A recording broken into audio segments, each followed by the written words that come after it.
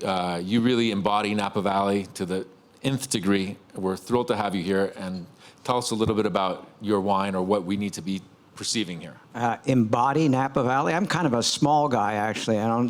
But it'd be good if you stand so we can record you in all of your splendor. Because you should stand, because all of our panelists should stand. I should have said that, because we are recording this for for posterity, and so that you can go back and look at it later if you wish to revisit it.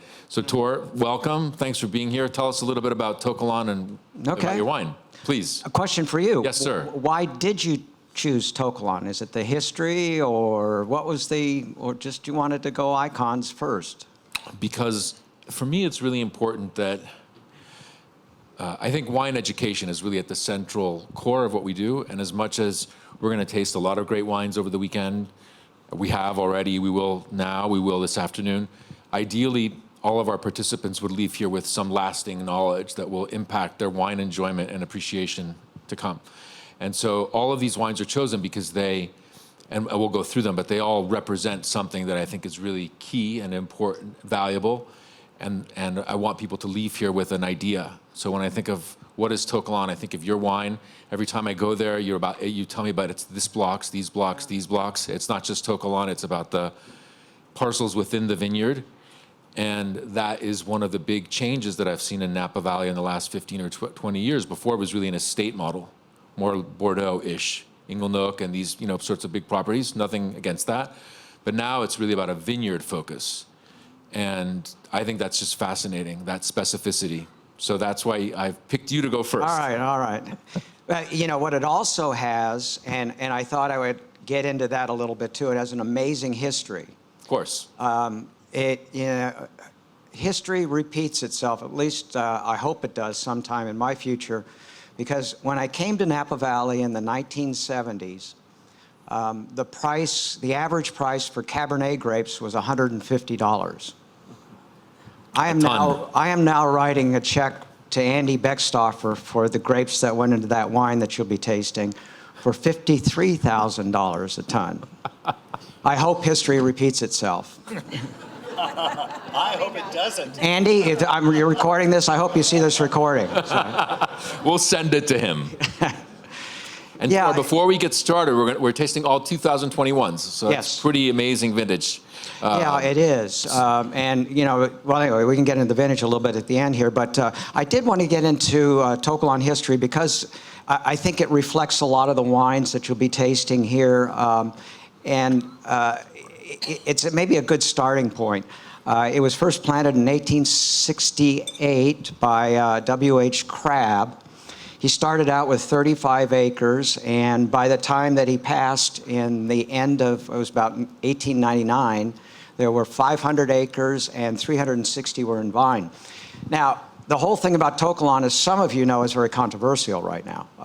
The 360 acres that I talked about is what some people think is To Kalon right now. And there are other people that think it's something else, a brand. But that's a whole other thing that we can get into, right? That's another seminar for another year. Yeah, I think so. BFD, these are the back blocks. No, actually, they're the center blocks. I'm sorry, the center blocks of To Kalon into this wine. And tell us what's unique about it. Well, we have now 11 blocks in To Kalon. I've worked with 13 total.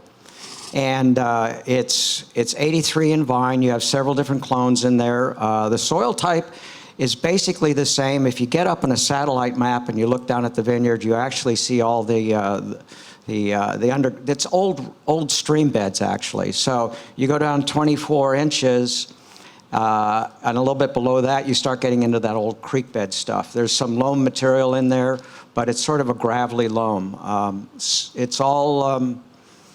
Well, here's an interesting thing that fascinates me. So I've worked with 13 blocks. You would think, and you look at the vineyard, it is not a terribly assuming vineyard. It's just sloped. I once said it was a boring vineyard, and I was corrected by, I think, Tim Mondavi over here, who said it was not that boring at all. And but you look at it, it's a very unassuming vineyard. So what's amazing, and I think you alluded to it, Antonio, is that Every single one of those blocks. I've made wine off every single block, and they in the same year, and they are all different wines. Sounds impossible. This is more like Burgundy than really Bordeaux, which is what we often talk about. So you have a continuous vineyard that slopes up to the mountain, and it's only 83 acres, but it can make, for me, 11 different wines in one vintage. Let's see. Shall we talk about the 21 vintage? Sure. I think that I should preface the organization of the tasting. I sort of skipped over it a little bit. We're starting off in kind of the tenderloin of Napa Valley here in Oakville. And so Kalon is there at the foot of the mountains. And then we're going to move our way throughout we're going to explore different shades of Oakville. And I think that that's going to be really interesting to examine. Tor, why don't you give us a few minutes, just a quick view of 2021, and then we'll hand it over to Aaron to talk about Plumpjack. Yeah, I did want to say one other thing, too. In 1970, that's in the 70s when I came to Napa Valley, Andy Beckstoffer and I became friends early on there. The whole history of Napa Valley was really built on reserve wines. This concept of a single vineyard really came in much later. And it's interesting, you look back on BV4 and the wines that were made on it in the 70s. Andy bought that vineyard for nothing because the corporations were coming into Napa Valley. And Hubline, Coca-Cola, Pillsbury were all investing in Napa Valley. Hubline's marketing people said, the vineyards aren't that important. The winemakers are the most important part of our business. So we're going to sell off all the vineyards. And there was Andy Beckstoffer working for Hubline and raised his hand and he said, I'll buy them. Right place, right time. But what we've evolved to now is, and you'll see that in most of these wines, is instead of a reserve program, wines made by a winemaker from all over the Napa Valley, these are mostly single vineyard expressions. And you wanted me to... And then perhaps I'll frame the discussion of 2021 so we can keep moving, because we have a lot of really great wines to taste. Yeah. But this is a fantastic vintage because the wines are very expressive, first of all, of place.